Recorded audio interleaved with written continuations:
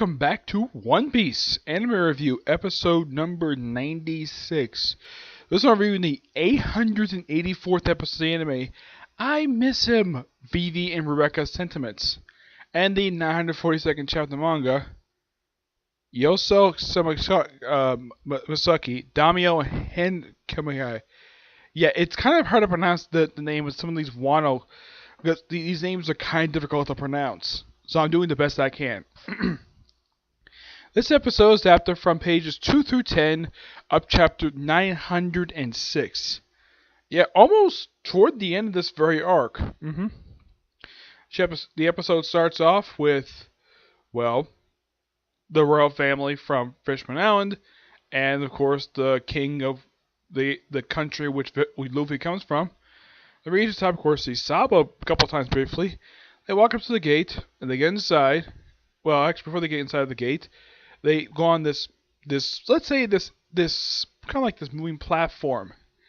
And, of course, King Neptune's firstborn son notices something is really off about it. Yes. Even he realizes of this. I'm sure that, from what I can tell, it looks like maybe King Neptune may suspect this as well. I'm sure that his firstborns, I'm sure his other two sons do not suspect this. I don't think even Shirahoshi suspects it. But underneath this traveler, that's what they call this thing. Basically, it's a moving platform. Though this is not electronic like it is not like currently, because at Universal Studios they actually have one of these, and it's run via electronically. Here is run by frickin' slaves. Yes, slaves. So yeah, because, well, Shirahoshi asked about the trees. Like, yep, that's a forest. Yeah, but it's man-made, but it's a forest. And of course, everyone's like, oh, we're so in awe of how beautiful Mary Jo's is.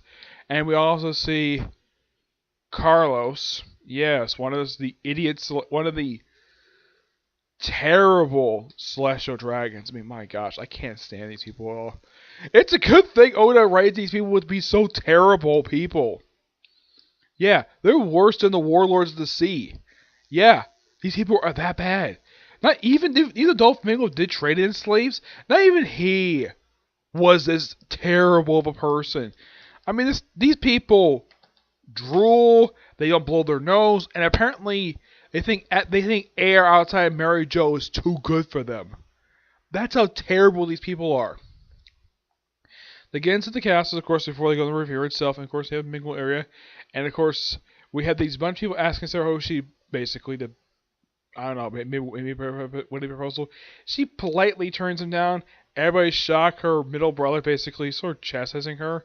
And of course, we cut to see Vivi with Leo.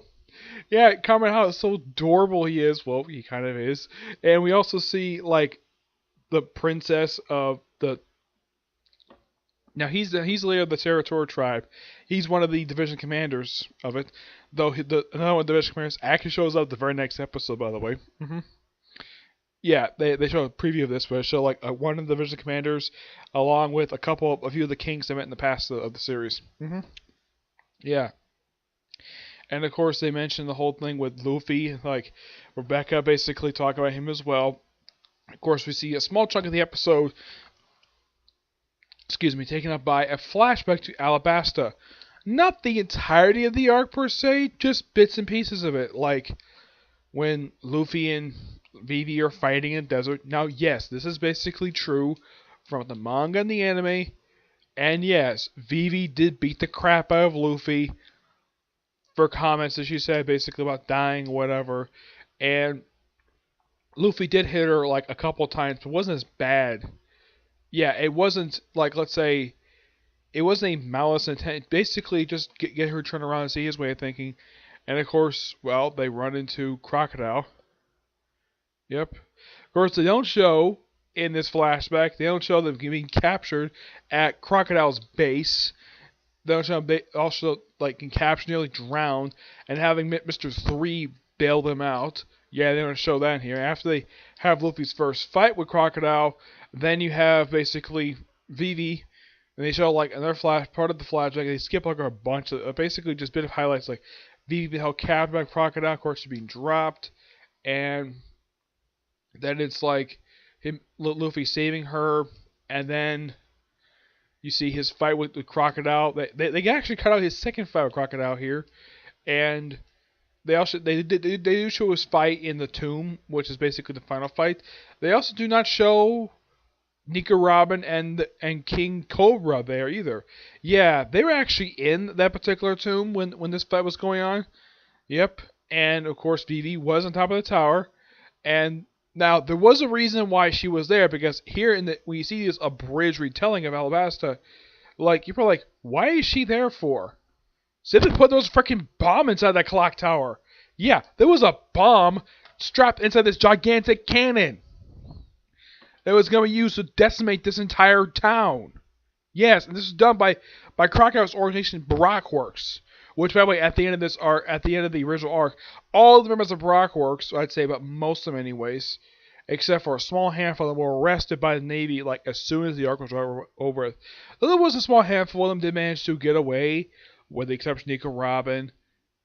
Yeah, a small handful, which included Nico Robin and a bunch of people who actually participated in this very battle. You see a brief highlight of Usopp and Chopper's battle with Miss Golden Week and Mr. Four. We see Nami's concluded, like, the end of her battle with, I don't remember this woman's name. She's basically, I think she's Miss Monday. Yes, I think she's Miss Monday. Yeah, she went with, like, blue hair, and she kind of almost, like, she had, like, black pants and, I think it's like a bra. Yeah, and she gets defeated in the most hilarious way possible. Yeah, Nami thinks that now in the original arc, basically Nami is thinking that this thing doesn't work because Usopp. This is before Usopp became a freaking genius when it comes to making weapons. Yep. Apparently, this thing wraps around her arms and her legs, and just spins her around like crazy and throws her into a freaking wall. Yeah, and of course it showed the ending of the battle between Zoro and Mr. One. And yes, the ending of the battle did end this way, though it was a bloody battle. Like, my gosh, this battle went on for a freaking long time. Excuse me. Also, they have a flashback to Zoro's childhood, but cutting through steel with his swords. Yep. The only character I can think of the only character who they don't show in this particular set of flashback for Alabasta is Nico Robin. Which is quite surprising because she did play a role in Alabasta. She was a secondary antagonist of the arc before she joined the crew. As a matter of fact, she was the first actual antagonist to join the crew. One of two. The other, of course, being, of all people, I think it was Frankie. Yeah, Frankie was the second one, though Luffy didn't like him that much before he joined the crew. Though he had no choice because of the bounty on his freaking head at the Eros lobby. And then basically toward the end of the episode, well, yeah, Sarahoshi, overhearing Rebecca and Vivi talking about Luffy, is like, oh, you know Luffy-sama. Yeah, and of course, their brothers, of course, trying to chastise her again. Like, everybody knows who Luffy is. And of course, he's like, and of course, they had this end of the episode, really good moment of basically all giving thumbs ups, like saying Rebecca and Vivi are indebted to him, which they are, and so is Sarahoshi. It's a great way to end the episode. And when I saw this particular chapter was going to be adapted, I was so happy because I love this particular chapter. It's my favorite chapter this whole arc because you have the three big princesses from both the Baroque Works saga. You have Vivi from the Baroque Works saga. You have Rebecca from Dressrosa, and you have Sarahoshi from Fishman Island. Of course, you're also meeting, of course, next week's episode, the King of Sakura Kingdom. Of course, it was originally known as the Drum Kingdom. Yeah, they're gonna be able to him next week. I'm looking forward to seeing that. And Sarahoshi meeting Waffle. Though in the manga, she doesn't do anything to him. I wonder if they could change it if Sarahoshi might actually hit him by accident because of how much of a dick this man is. Yeah, I mean the guy only cared about himself when he was the ruler of Drum Kingdom. Yeah, this guy didn't give a damn about his own kingdom.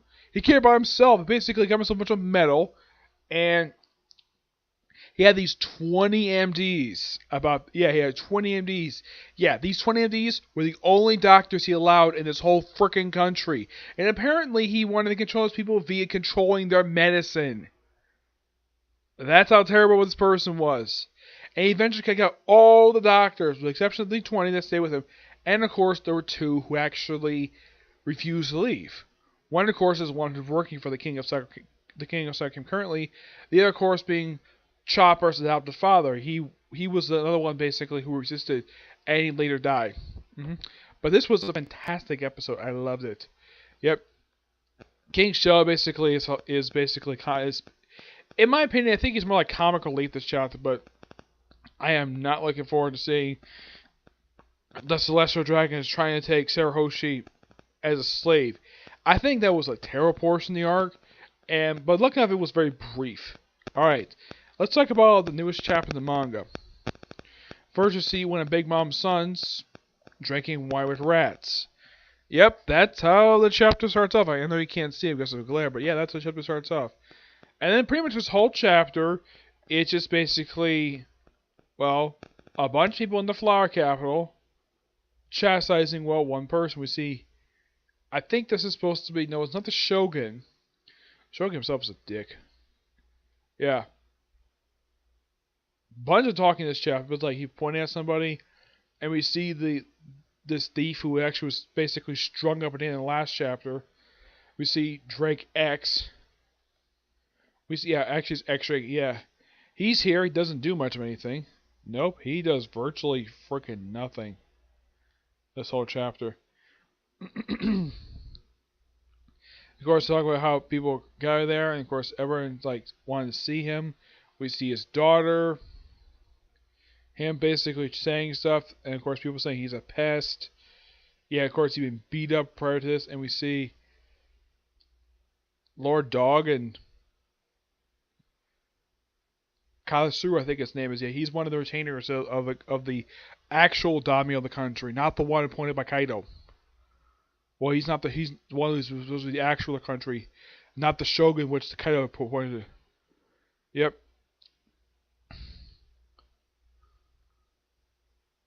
And of course, he's chastising Kaido. That's pretty much what he's doing here. He's chastising Kaido, and he's about to die. Yep, and we see Zoro. Yeah, he pops up here. And apparently this guy is the previous Daimyo. Yeah, somehow he was left alive after 20 years. Yes, I'm sure some of you thought maybe when they overthrew the country they may have actually executed him, but nope, they didn't. You see this little girl is like, yeah, Daddy. He's like, she's crying very weird, like have a very awkward expression on her face, like she's crying. Oh, in fact, her dad just died. And we see Zoro with Momoshiki's sister crying as well, talking about fruits and smiles. And that's it. Unlike in the case of My Hero Academia, where almost virtually nothing happened in that chapter except a few minor things, this one feels as though that this something actually happened.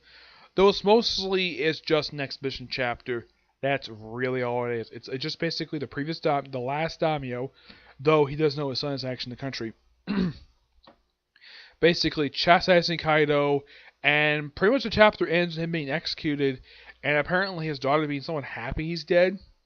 For some reason, I don't know why. Well, this little girl being happy he's dead. Yeah, it's a very awkward expression. I can't really tell because she's crying. And of course, we see Momoshiki's sister hang out with Zoro. Yep. Well, do I think that Zoro might hook up with this woman? Maybe. She could be a heck of a lot different from her pervert brother. Yeah, her brother is a pervert. Anybody who's watched, like, Punk Hazard and the stuff leading to Dressrosa knows this little boy is a freaking pervert. Yeah, he's a pervert. Actually, they stay on board of the ship, like, up until, like, he's in there for Punk Hazard, Dressrosa, and Zoo Island. Though Momoshiki is not seen again until this current arc. Yeah, because he's absent for Whole Cake because, well, the half of the crew had retrieved Sanji from being forced to undertake a wedding he did not want any part of.